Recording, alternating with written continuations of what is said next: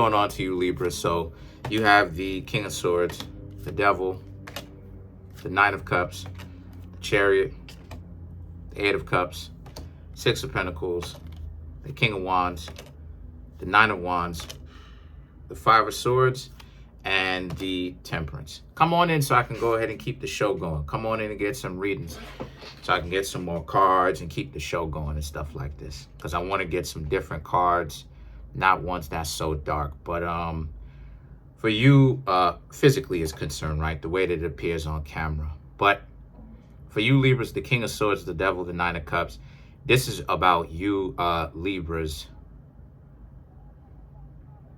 more willing to be a little bit more confrontational when it comes to getting to know people, right? Again, there's a sense of not wanting to accept just anything. The King of Swords, the Devil, you see that a lot of people will have you laced up. And what I mean by that is people will come to you being fully dysfunctional in their dysfunction, wanting you to be in a relationship with them so that they can couch or feel comfortable not having to change or grow, because they have the mentality that the world owes them something. So they're going to get what it is. They're going to get their pound of flesh. They're going to get what the world owes them. And you Libras just happen to be in the way. But a lot of you Libras see that for what it is, right? The Devil card. You see the games in it. You see how what it appears to be is not what it is that you think. That, again, the Eight of Cups, when someone is coming to you a little bit, see that? That's why I want more cards. But when someone is coming in, right, then they bringing in all this excessive baggage, or maybe they just got themselves out of a relationship literally like a few days ago, maybe even yesterday, less than 24 hours ago. And then the next thing you know, they try to get to know you, and you hear it. You ask these people, when's the last time, you were with someone, as you're getting to know them on the first date, I guess, or the first time you start hanging out with them. And they're like, oh, I broke up with them, on either side, right? They broke up with them a few days ago. They broke up with them yesterday. They broke up with them last week. And then you Libras start to hear that. A lot of you are going to really start to look at it and be like, nah, that's a dub, because this person broke up with them a few days ago, a day ago, 4 days ago. Nah. But the Nine of Cups represents, but you're willing to play like you're stupid. You're willing to, and Libra's a zodiac sign. Y'all are Libras, right? Y'all do that, right? A lot of Libras, to any of the cross watchers and to any of the Libras who are watching this, a lot of Libras, i.e. you, like to play stupid. A lot of y'all are strategists. So a lot of y'all like to act like people, you want people to think of you as being stupid, so that when you come up with a bright idea, which is every once in a while, right, quote unquote, because that's the tactic that they're trying to get the cross watchers to think, right? People won't see you coming, because now it's like, I didn't even know that the Libra was capable of that. When the Nine of Cups and the Chariot represents, as a result, right, because you're willing to play stupid, the Chariot represents people won't even realize that you're paying attention more than what it is that people think you are. Because for some odd reason, people tend to think that, you're stupid. People tend to think that Pisces, Virgo, Libra, you know what I'm saying? They tend to think that, Aries, these zodiac signs are stupid. They tend to think that, when that's not really the case, though.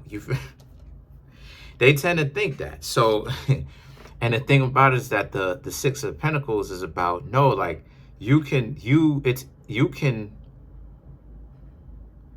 tell somebody, you can understand someone quite well when you got a grasp on them. It's just that people misconstrue it, and they think that you don't understand them is what it is. But that's how it is that they find out later the hard way when they act like they want to play games with you, why it doesn't work. The King of Wands now represents how this is a situation where the King of Wands is about, but it speaks to, anyway, you're just on the lookout for people who would waste your time, right? Be on some sort of dysfunctional stuff, waste your time. You're just on the lookout for that. And the Nine of Wands represents, you know, if they try that with you, obviously it's not going to work, or they're going to have a very difficult time, more time than they want, right? See, people who like to run games, they end up giving up along the way because they secretly don't want someone to give them pushback, right?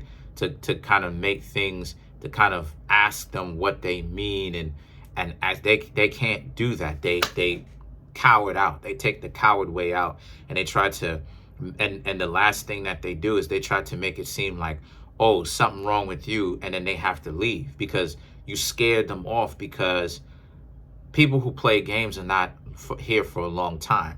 They're only here for a long time if you're up underneath the genjutsu or the tsukuyomi, right? Which is an illusion, if you're a zombie for them.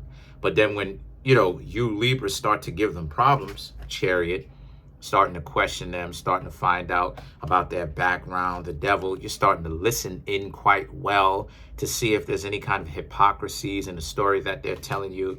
Because that's one thing too that people who like to play games will do. They'll come up with stories in their head that are fictional. They don't really have a reference point. They don't really have any ways, any means of proving it. They don't even remember certain key details, right? Like how it is that I tell y'all my stories, but I can tell you the age that I was in, a place, right? The age that I happened to be at the time, a place, you can do the research to it, the place actually existed, right? You know, the fact that I can name dates and stuff like this, that's how it is that you know that 99%, right? 99%, right? Not necessarily 100, but 99%, I'm telling the truth. But when it comes to a person who's playing the games, it'll sound like nonsense. It'll be like, oh, you got that car? Oh, I got that car too. And it's like, you'll be sitting in the car, but then like you'll be sitting in the car. The car will be registered to your name. You'll have a pink slip to your car. It's your car, right? But then when they see you, they're like, oh yeah, I got a car just like this. But then when you actually see them time to time after time after time, you never really see them in their car. And you're like, yo, like, yeah, like, what's up? And then they always got an excuse. So they get their car fixed up. It's like, nah, because no mechanic stays that long. You know, no good mechanic on the earth that's worth their salt stays that long. But that's the point that I'm trying to make here of the suspiciousness that a lot of you Libras now have, right? Anything that sounds like it's a little bit off to you, a lot of you are going to be really looking at it. And like I said before, that's one of the best ways to get over or to get around or to get through or get past, in essence, people who would play games with you. It's the idea that you are allowed to ask these people questions and they will tell you the answers. You just need to know how to listen. So the Five of Swords and the Temperance now, but for some of you Libras who decide not to listen, those people, they will be in your life. See, a parasite, here's the thing. You should never want a parasite to be in your life. A lot of the times when people leave you, it's actually really a good thing that they left you. Even when they on their way out and they have to like tell you a bunch of nonsense about how you're the one that's sick and you're the one that isn't worth your salt. Yeah, people who like to play games, they do that. Don't even listen to that nanny boo-boo nonsense that these goofy individuals is telling you. But the Temperance now represents how they feel like they have to get a one-up on you. But let's clarify what you're doing, though. Let's clarify the King of Wands. Right? Let's clarify what you're doing, though. The Magician, the Seven of Swords, the King of Swords, the Devil. Yeah, the Magician represents you're trying to do everything you can to break free from kind of the cycles that you've had to deal with the dysfunctional people, the people that come in. So a lot of you Libras are very much so, what I'm seeing here, going through that laundry mat or that laundromat of, you know, the nonsense of the people that you used to associate yourself with, and having to clean your life by getting rid of the dirt, which is them, getting rid of those people out of your life by not talking to them and excommunicating them. The Seven of Swords and the King of Swords represents, but regardless of whatever capacity they may be, friends, family, romantic interest, those people are still going to try to hit you up as one last act of desperation, because a lot of you Libras are making a transition from the dysfunctional you, where you have to go. Because a lot of times, the thing about a lot of you Libras is a lot of times, you Libras associate. See, here's the thing with air signs, right? You Libras will associate or find yourself being associated with people who are very much so dysfunctional. Very much so dysfunctional. Dysfunctional relationships, dysfunctional family members, right? The crook side of the family. We all got that side of the family where that side of the family is a bunch of crooks and a bunch of, you know what I'm saying, a bunch of low lives, and that part of the family has iniquity and lies and nonsense and bickering and arguing. And the devil represents, a lot of you Libras are seeking to break free from that, because there's no way you're going to find someone that's even built to be in a relationship with this nonsense. The relationship of itself will reflect the dysfunction that you have in your life.